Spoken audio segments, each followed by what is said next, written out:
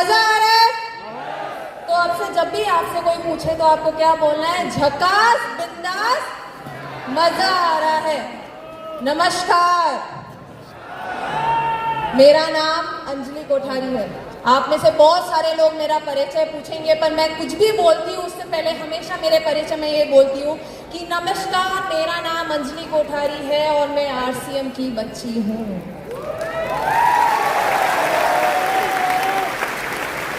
RCM 24 साल का है, मैं 25 साल की हूँ। शुरुआत से जब भी मैंने मेरे पापा को काम करते हुए देखा, सिर्फ और सिर्फ आरसीएम करते हुए देखा, मैंने आरसीएम को बढ़ते हुए देखा और मैं आरसीएम के साथ बढ़ी।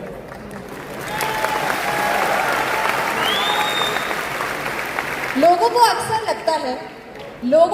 लगता है कि अगर इसके पापा ने शुरुआत से आरसीएम किया, अगर अंजलि कोठारी के पापा जो कि मिस्टर मुकेश कोठारी, आप सब लोग उन्हें जानते हैं, अगर अंजलि कोठारी के पापा ने शुरुआत से आरसीएम किया और अंजलि कोठारी ने शुरुआत से आरसीएम होते हुए देखा, बढ़ते हुए देखा, तो इसने हमेशा से डिसाइड करके रखा होगा कि इसको आरसीएम ही करना है। सब लोग ऐसा सोचते होंगे, बट ये लड़की ऐसा नहीं सोचती थी। इस लड़की ने पहले नौकरी की और नौकरी के बाद ये लड़की समझी कि अगर जिंदगी में कुछ करना है तो आरसीएम ही करना है। आज उस मेरी स्टोरी के थ्रू आप लोगों को लेके जाना चाहती हूँ। जाएंगे मेरे साथ? ये पीपीटी मेरी चालू नहीं हुई है, जिससे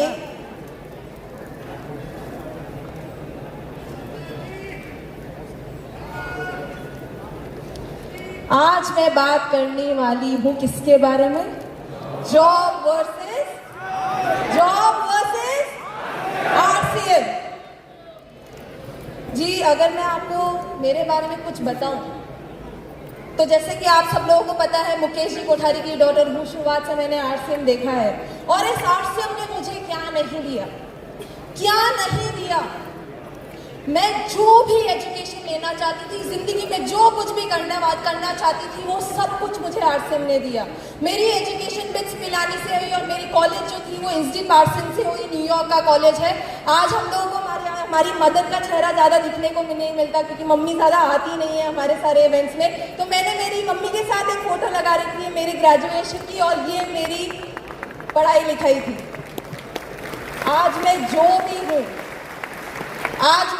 भी हूँ और स्टेज पे खड़े होकर अगर बोल रही हूँ तो सिर्फ और सिर्फ आरसीएम की वजह से हूँ और किसी की वजह से नहीं हूँ। ये मेरी हमेशा से लाइफस्टाइल रही, बट फिर भी मैंने कभी सोचा नहीं था मैं आरसीएम करूँगी। मैंने कभी नहीं सोचा था। मुझे हमेशा से लगता था कि मेरे पापा जिस जॉब में अच्छे हैं उन्होंने वो चीज़ कर ली, मेरे पापा जिस चीज़ में अच्छे हैं उन्होंने वो चीज़ कर ली। मुझे पता है कि मैं फैशन में अच्छी हूँ, मैं फैशन करूँगी, इसलिए मैंने फैशन कम्युनिकेशन की डिग्री ली और मैंने बॉलीवुड में नौकरी की। मुझे पता है मैं जहाँ पे नौकरी करती थी ना, बहुत सारे लोगों का ड्रीम होता है। बहुत सारे लोग जिस नौकरी को मैं करती थी वहाँ पे पहुँचने के लिए मरते हैं। मुझे पता है। शुरुआत में मैंने नौकरी को इतने लगन के साथ की, इतने पैशन के साथ की, इतने मन के साथ की। वो लगन और पैशन मेरी जॉब में मेरे पास रहा ही नहीं था बात, क्योंकि रोज सुबह मैं 8:30 बजे उठती थी और रोज घर में 3:30 बजे आती थी। ये मेरी लाइफस्टाइल बन चुकी थी। मैं क्यों काम कर रही थी, किसके लिए काम कर रही थी, मुझे समझ में नहीं आता था। मैं तो सिर्फ रोती थी। यहाँ पे देख रहे हैं मेरी शक्ल, यहाँ पे मैंने रोता हुआ शक्ल डाला है, ये मेरी शक्ल थी। मैं क्यों काम कर रही थी मुझे पता नहीं था। और यही चीज़ मैं थोड़ा सा अगर रिवाइंड करूँ ना और आप लोगों को बताऊँ कि मेरे और मेरे पापा के बीच में एक दिन क्या कॉन्वर्सेशन हुई थी जब मैं नौकरी करने के लिए पहली बार जा रही थी। मैं एक दिन सुबह, जब मैं नौकरी मैंने सेलेक्ट नहीं की थी, मैं सेलेक्ट करने जा रही थी, उस दिन सुबह मैंने पापा के साथ चाय ली और चाय पे मैंने मेरे पापा को एक क्वेश्चन पूछा और वो क्वेश्चन था कि पापा, मैं एक नौकरी करने वाली हूँ, आप मेरे को बताओ एक अच्छी नौकरी होती कैसी है, एक अच्छी नौकरी कैसी होनी चाहिए। और उस दिन मेरे को मेरे पापा ने बोला कि बेटा तू 2 साल नौकरी करके तो देख, तुझे पता चल जाएगा कि तेरे काम में और मेरे काम में डिफरेंस क्या है। 2 साल का टाइमलाइन दिया था मेरे पापा ने। इस लड़की ने 1.5 इयर्स में ही डिसीजन बना लिया आरसीएम करने का। क्यों देखा क्या देखा, क्यों देखा क्या देखा? जैसे जैसे मैं अपनी नौकरी में सीनियर होती जा रही थी ना, वैसे वैसे मेरे को मेरी नौकरी में टाइम बहुत देना पड़ रहा था। मैं बहुत अच्छी नौकरी कर रही थी। जैसे आज किसी के भी पास में शिल्पा शेट्टी आके बैठ जाए तो कितना अच्छा लगेगा, बहुत अच्छा लगेगा ना। अगर अनिल कपूर आपका हाथ पकड़ के बैठ जाए तो बहुत अच्छा लगेगा। मेरी नौकरी का फर्स्ट दिन मेरे को अनिल कपूर के घर पे भेज दिया गया था अकेले चाय पीने के लिए। इतनी अच्छी नौकरी करती थी। पर जैसे जैसे मैं सीनियर हो गई वैसे वैसे मेरे को टाइम बहुत ज़्यादा देना पड़ा। मैं परेशान हो गई थी। उस समय मेरी बॉस ने मेरे को ये व्हाट्सएप मैसेज भेजा था। ये मेरी ये जो व्हाट्सएप मैसेज है ये मेरी बॉस ने मेरे को उस समय भेजा था।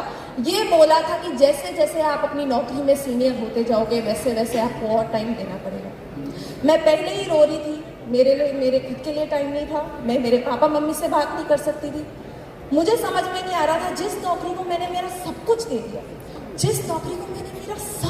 दिया, अब वो नौकरी मेरे से क्या एक्सपेक्ट कर रही है, क्या दूं इसको। और उस दिन मुझे समझ में आया, सच्ची में ये सच्ची कहानी है कि उस दिन मुझे समझ में आया कि शायद मेरे पापा जो करते हैं वो मेरे से तो अच्छा ही है।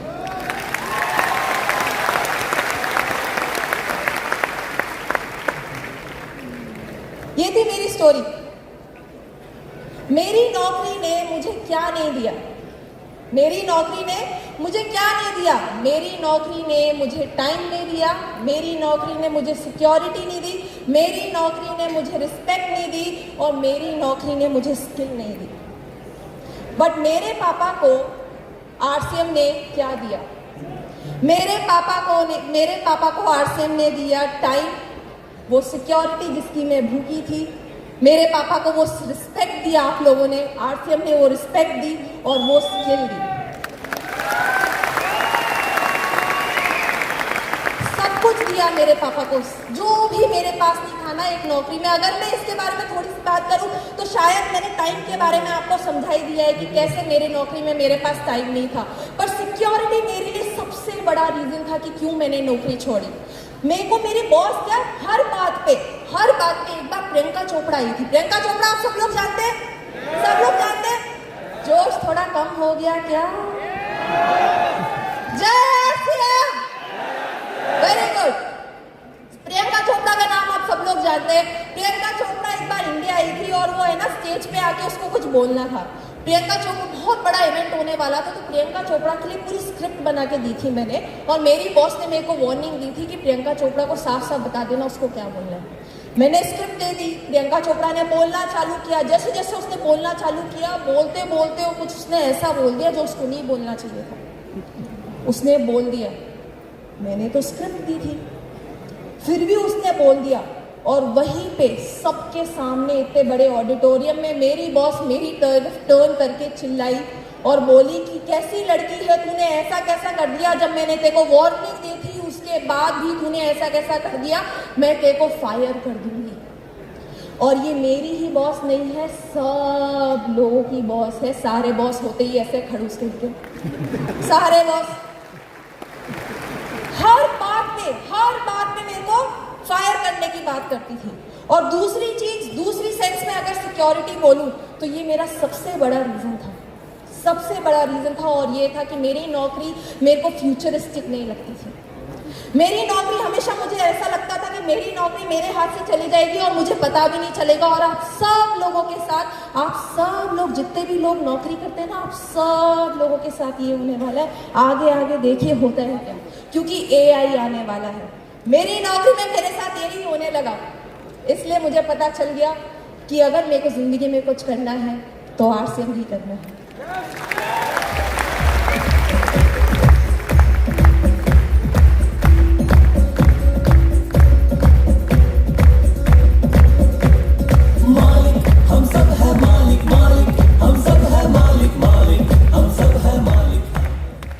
इसी के साथ मैं अपनी बात खत्म करने से पहले मैं चाहूंगी आप सब लोग अपनी एक बार स्टेज पे, एक बार अपनी सीट पे खड़े हो जाएं।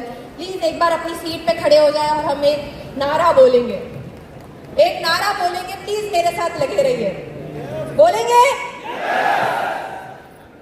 ये जाता है कुछ ऐसे, लड़ेंगे। ऐसे स्विंग होना चाहिए यार, थोड़ा स्विंग होना चाहिए। बोलो लड़ेंगे, दौड़ेंगे, जोड़ेंगे, और अब आरसीएम के सारे रिकॉर्ड तोड़ेंगे। और